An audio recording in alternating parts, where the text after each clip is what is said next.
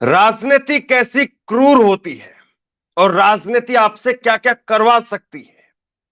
आज की खबर को देखिए और समझिए। एक तरफ राजनीति में वोटों के लिए भाजपा अपने ऑफिशियल हैंडल से भगवान राम से नरेंद्र मोदी जी के फोटो को बड़ा करके दिखाती है, और दूसरी तरफ आज प्रधानमंत्री नरेंद्र मोदी अपने आवास पर आज क्रिसमस मनाने के लिए ईसाई समुदाय के लोगों को बुलाते हैं, और उसके बाद में प्रधानमंत्री कहते हैं कि ईसाई समुदाय से मेरा बहुत पुराना नाता है।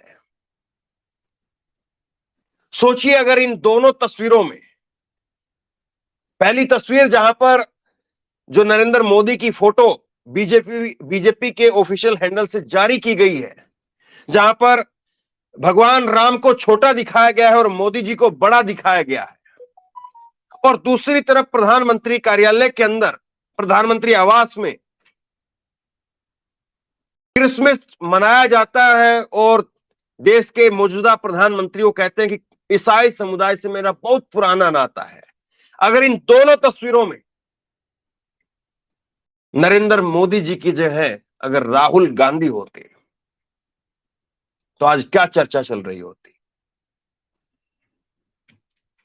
अगर पहली तस्वीर में जहां पर रामलला के साथ में नरेंद्र मोदी की तस्वीर लगा देते तो सड़कों पर कन्याकुमारी से लेकर के कश्मीर तक और ईस्ट से लेकर के वेस्ट तक तमाम अपने आप में जो तथाकथित हिंदू धर्म के ठेकेदार हैं, उस सड़कों पर उतर करके जिले जिले में राहुल गांधी का पुतला फूंक रहे होते हैं। और दूसरी तरफ अगर राहुल गांधी आज प्रधानमंत्री नहीं है, लेकिन अगर हो, और चलिए मान लिए कि आज की तारीख में वो कांग्रेस मुख्यालय में वहां पर क्रिसमस मनाए और क्रिसमस मनाते हुए कह दें कि ईसाई समुदाय से मेरा बहुत पुराना नाता है, तो फटाफट सेकंड के हिसाब से इटली के साथ में राहुल गांधी को, और फिर यह कह दिया जाएगा कि देखिए ये क्या हिंदुओं के लिए बोलेंगे, ये क्या हिंदुओं के लिए करेंगे, ये तो है ही ईसाई और है ही करेंगे ही ईसाइयों के लिए। लेकिन प्रधानमंत्री यहीं तक नहीं रुके। प्रधानमंत्री केवल यहीं तक नहीं रुके जब उन्होंने कहा कि ईसाई समुदाय के साथ मेरा पुराना नाता है, वो यहीं तक नहीं रुके, वो आगे 4 कदम और निकल गए, और आगे 4 कदम और बढ़कर के उन्होंने जो कुछ कहा है उसको भी जरा सुनिएगा। लेकिन पहले जरा ये फोटो देख लीजिए। ये फोटो जो आपके सामने है, जो ट्विटर हैंडल का जो टाइमलाइन आपके सामने है, ये बीजेपी कर्नाटका, जो अपने आप में बीजेपी का एकमात्र द्वार कहा जाता है।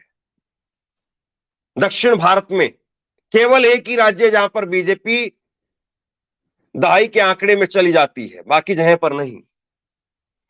ये बीजेपी की तरफ से फोटो पोस्ट किया गया, लेकिन जब चौतरफा छीछालेदर होने लगी तो आखिरकार इसको डिलीट करना पड़ा।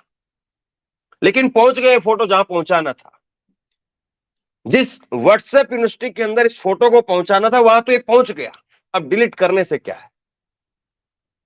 बीजेपी कर्नाटका का ये ऑफिशियल ट्विटर हैंडल है, और वहां पर ये फोटो पोस्ट किया जाता है 24 तारीख को 12:15 पर। और ऐसा नहीं कि पहली बार हुआ है, इससे पहले का एक फोटो और दिखाइए, जब इसी तरह से राम जी को छोटा दिखाया गया था, तब उंगली पकड़ करके राम जी को जो है मोदी जी लेकर के जा रहे थे। और आज फिर से वही हुआ है। देखिए, बस फर्क केवल इतना हुआ है कि आज वाले फोटो में एक कदम सिर्फ राम जी को आगे दिखाया है। पहले जो फोटो पोस्ट किया गया था जिसको लेकर के छीछालेदर हुई थी बीजेपी की, उसमें तो मोदी जी ही आगे चल रहे थे। तो आखिरकार ये राम का अपमान पर जो तथाकथित भावना आहत गैंग है या ब्रिगेड है, कहां है वो? क्या प्रधानमंत्री नरेंद्र मोदी जी की उनकी छवि भगवान राम से बड़ी हो गई उनके लिए? क्या राम उनके लिए छोटे हैं और मोदी जी बड़े हैं। यह भी कहा जा सकता है कि देखिए राम लला का रूप है, भगवान राम का बाल रूप है ये, और बाल रूप में कोई होता है तो बाल रूप में छोटा ही दिखाया जाएगा, वो व्यक्ति से बड़ा तो नहीं दिखाया जा सकता। लेकिन आप ये बताइए कि कृष्ण जी का भी तो बाल रूप है ना, और कृष्ण जी के बाल रूप को लोग सर पर रख करके उनको लेकर के चलते हैं, तो राम जी के जो बाल रूप है उनको क्या व्यक्ति से छोटा कर दिया जाएगा? क्या उनको इस तरह से दिखाया जाएगा? और मैं फिर कह रहा हूं, अगर यही बाल रूप है तो क्या बाल रूप में आप इस तस्वीर में मोदी जी की जगह पर क्या राहुल गांधी को बर्दाश्त कर सकते हैं? यहां पर मैं नाम नहीं ले रहा हूं ओवैसी का, मैं नाम नहीं ले रहा हूं आजम खान का, क्योंकि वो तो एक अलग ही कॉन्सेप्ट हो जाएगा। लेकिन क्या किसी दूसरे नेता को, क्या ममता बनर्जी को, क्या अरविंद केजरीवाल को, क्या अखिलेश यादव को, क्या उद्धव ठाकरे को आप इस तस्वीर में, जिस तस्वीर में नरेंद्र मोदी आपको दिखाई दे रहे हैं, यहां पर आप उनको रख सकते हैं क्या? या वो अगर ऐसी फोटो पोस्ट कर दें तो उनके लिए क्या कहा जाएगा? अब जरा दिखाइए, आज प्रधानमंत्री जब पीएम आवास पर बुलाते हैं ईसाई समुदाय के लोगों को और वहां पर क्रिसमस मनाया जाता है बाकायदा, और प्रधानमंत्री का बयान निकल करके सामने आता है इसके बाद, ईसाई समुदाय के साथ मेरा बहुत पुराना और आत्मीय नाता रहा है।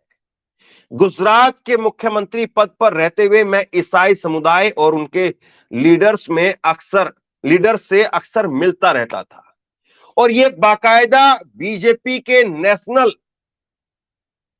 ऑफिशियल हैंडल से ट्वीट किया गया है बाकायदा इसको। ऐसा नहीं कि प्रधानमंत्री ने वहां पर कुछ बात कह दी और उस बात को जो है वो अब मैं खोद करके निकाल करके आपको दिखा रहा हूं, बिल्कुल नहीं। बीजेपी खुद इस बारे में प्रचार कर रही है, बीजेपी इस बारे में प्रचार कर रही है, और बीजेपी कह रही है कि देखिए प्रधानमंत्री नरेंद्र मोदी जी का तो बहुत गहरा नाता है ईसाइयों के साथ में। वाकई गजब बात है। लेकिन आप देश के कुछ ऐसे नेताओं के नाम गिनवा सकते हैं, देश के कुछ ऐसे नेताओं के नाम बता सकते हैं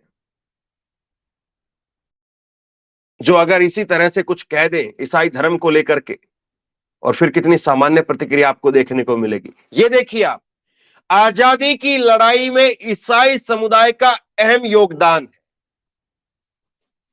अब ये अचानक से हृदय परिवर्तन हुआ है या प्रधानमंत्री नरेंद्र मोदी जी को लगता है क्योंकि बीते 10 साल के अंदर हमने इस तरह से पीएम आवास में क्रिसमस का आयोजन और खास तौर पर क्रिसमस को लेकर के प्रधानमंत्री की ऐसी प्रतिक्रियाएं नहीं देखी है।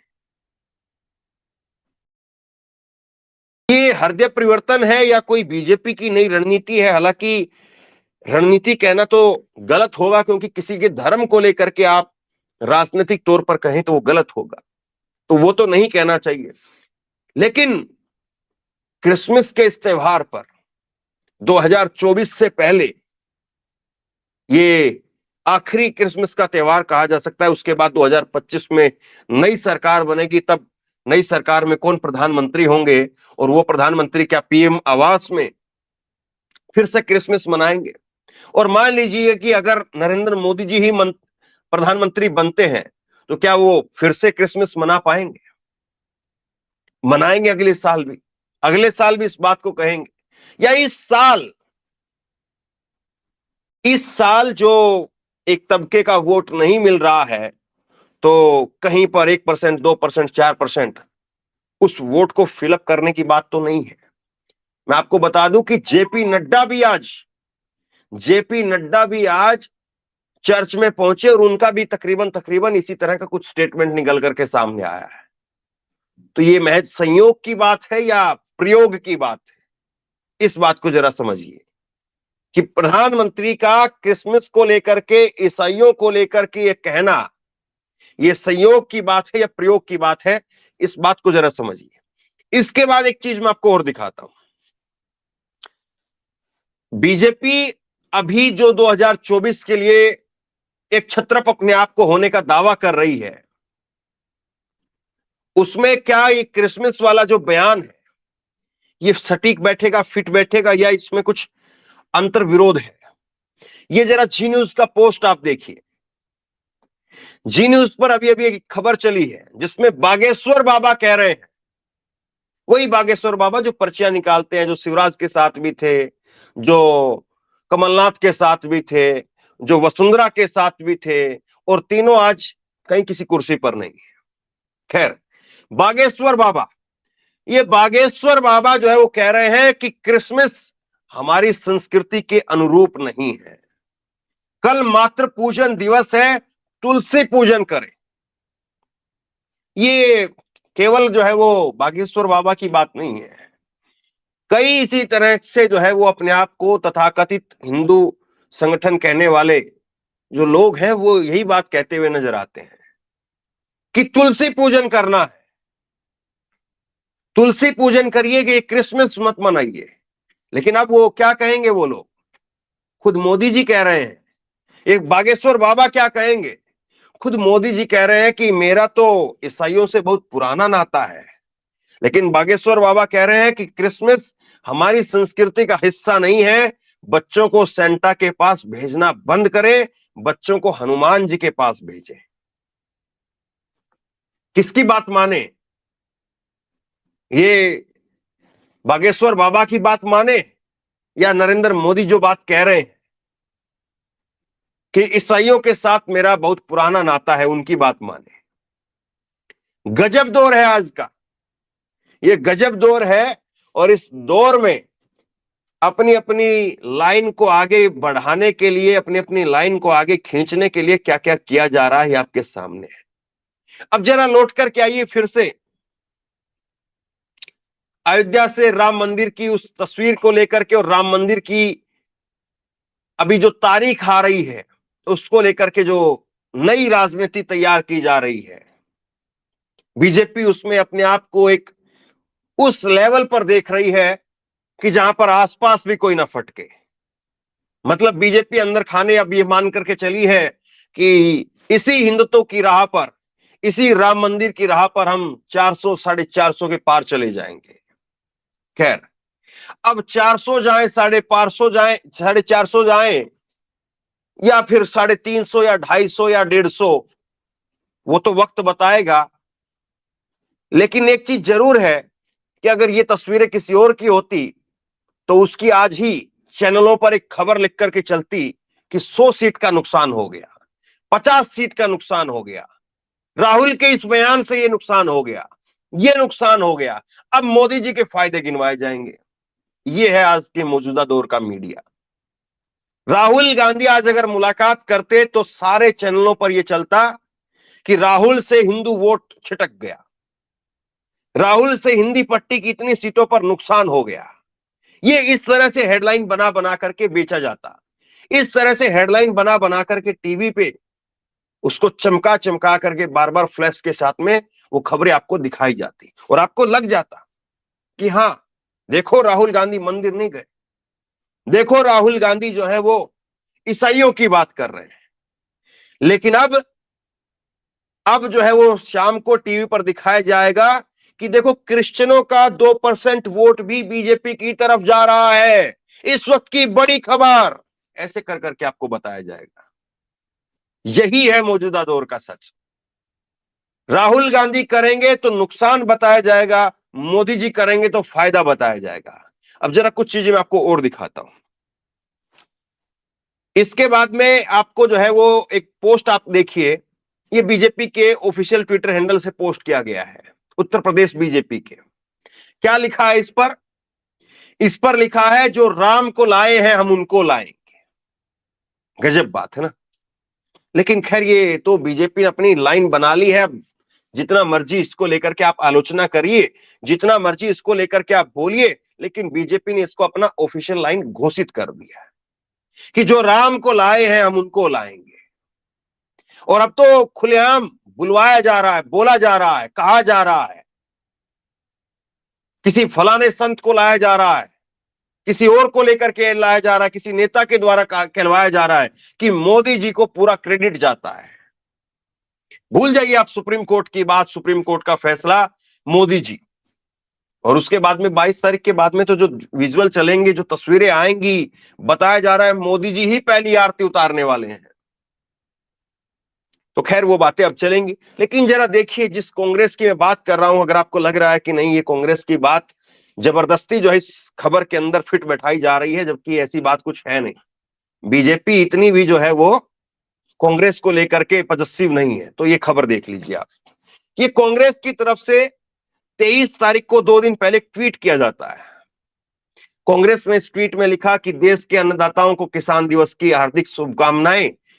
कांग्रेस पार्टी देश के किसानों के हित में हमेशा उनके साथ है। नीचे एक फोटो लगाई, किसान दिवस, जिसमें राहुल गांधी धान की रोपाई कर रहे हैं।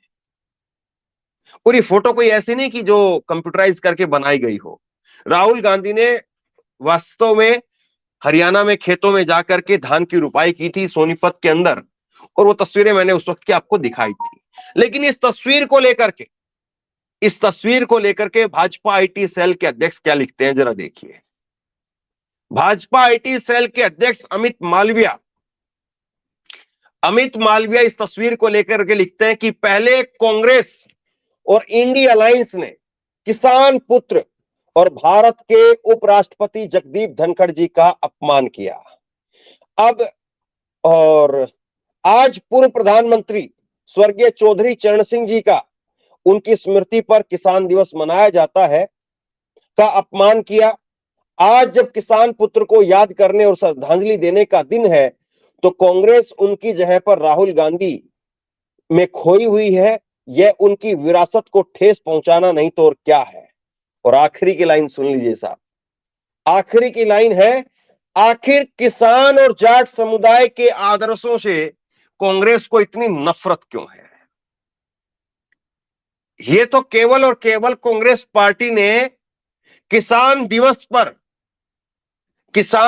पर फोटो लगा दी राहुल गांधी की। उस बात को लेकर के इतनी बात कही जा रही है। इसीलिए मैं कह रहा था कि अगर नरेंद्र मोदी जी की फोटो की जगह अगर राहुल गांधी की फोटो रामलला के साथ लगा दी गई होती, या अब भी कोई अगर लगा देगा, अभी तो जो है वो राम मंदिर की तारीख में तकरीबन है ना महीना भर, तो अगर कोई कांग्रेस पार्टी का कार्यकर्ता लगा देगा तो उस पर एफआईआर हो जाएंगी साहब। उस पर जो है वो 155A धार्मिक जो है वो भावनाओं को भड़काना, पता नहीं किस किस तरह की उसके ऊपर जो है वो धाराएं लगाई जाएंगी। और ये देखिए उसके बाद में ऐसा नहीं है, कांग्रेस ने वो फोटो बाद में पोस्ट किया था राहुल गांधी वाला, उससे पहले कांग्रेस कह चुकी थी फोटो पोस्ट करके उसी दिन, गांव गरीब और किसान की आवाज रहे भारत के पूर्व प्रधानमंत्री श्री चौधरी चरण सिंह जी की जयंती पर उन्हें कोटिस नमन। सामाजिक न्याय में दृढ़ विश्वास करने वाले चौधरी जी का भारत की उन्नति में अतुलनीय योगदान है। कांग्रेस उससे पहले ट्वीट करके कह चुकी थी, उसके बाद राहुल गांधी की फोटो लगा दी। राहुल गांधी की फोटो वो किसान दिवस पर नहीं लगा सकते। वैसे ये कोई बहुत बड़ी बात नहीं थी। लोग जो है वो पेरेंट्स डे पर अपने माता पिता के साथ में अपनी फोटो पोस्ट करते हैं, या पर्यावरण दिवस पर कोई अपनी फोटो जिसमें वो पेड़ लगा रहे हो उस फोटो को पोस्ट करते हुए लिखते हैं कि पर्यावरण को बचाना चाहिए। या और किसी दिवस की बात हो, दीपावली के दिन की बात हो, तो लोग जो है वो अक्सर अपनी फोटो पटाखे छुटाते हुए फोटो पोस्ट कर देते हैं। तो इसमें कोई बहुत बड़ी बात नहीं थी कि राहुल गांधी को फोटो जो है वो लगा दी कांग्रेस पार्टी ने, इसमें कोई बहुत बड़ी बात नहीं थी। लेकिन बीजेपी के लिए कितनी बड़ी बात थी कि बीजेपी को लगा राहुल गांधी ने ये फोटो पोस्ट करके, राहुल गांधी की फोटो पोस्ट करके कांग्रेस पार्टी ने देश के किसानों को और देश के जाटों को अपमानित कर दिया है। और अगर राहुल गांधी की फोटो वहां पर पोस्ट कर दी जाती, तो जिसने फोटो पोस्ट की होती, जिस कांग्रेस के नेता ने फोटो लगाई होती, उस नेता के घर के बाहर बुलडोजर लगा होता कि इसने धार्मिक भावनाएं जो है अपमानित कर दी है, धार्मिक भावनाओं को जो है ठेस पहुंचाने का काम किया है। लेकिन जरा ये मामला आप समझेंगे बड़े कैनवास पर, अगर बड़े लेवल पर समझेंगे, तो ये मामला केवल बीजेपी कांग्रेस तक आज रहा नहीं है। ये मामला आजकल बड़े बड़े पदों पर और बड़े बड़े लेवल पर पहुंच गया है।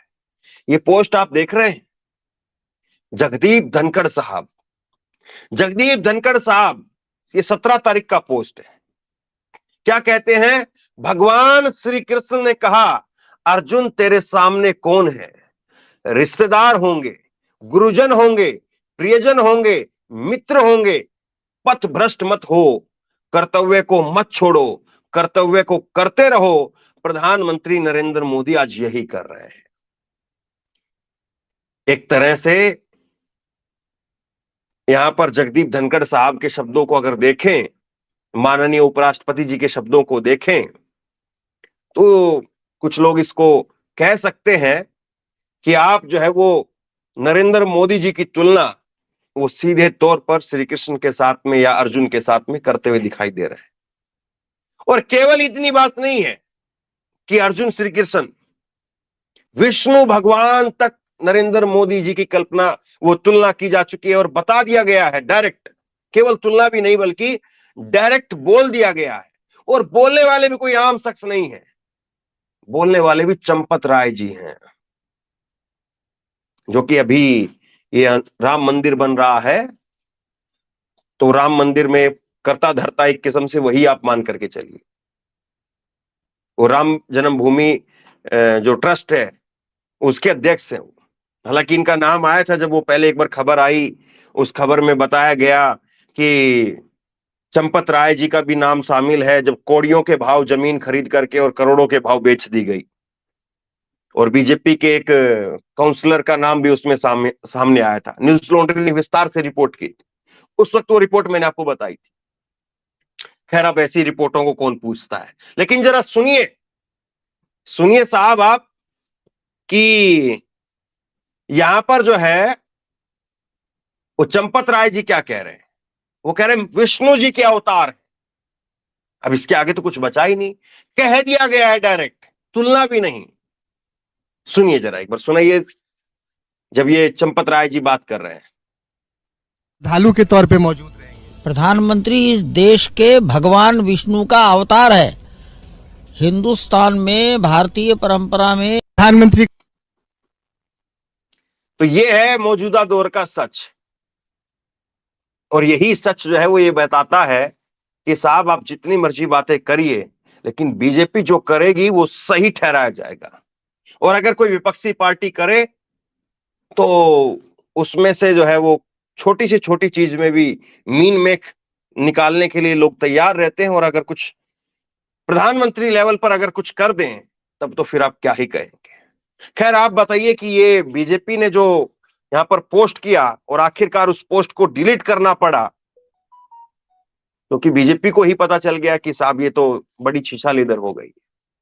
तो ये जो पोस्ट किया ये क्या ऐसे ही कर दिया? क्या किसी कार्यकर्ता ने ऐसे ही बना दिया और हो गया होगा? बिल्कुल नहीं। ये कहीं ना कहीं जब इस तरह का कोई पोस्ट किया जाता तो 4 आदमियों को पहले ऊपर दिखाया गया होगा। तो आप बताइए, आप इसको कैसे मानते हैं कि वाकई सही है, कोई इसमें कोई विवादित जैसी कोई चीज नहीं है, या ये घोर अपमानजनक है? आपकी राय क्या है? नीचे कमेंट बॉक्स में अपनी राय लिख करके जरूर बताइए।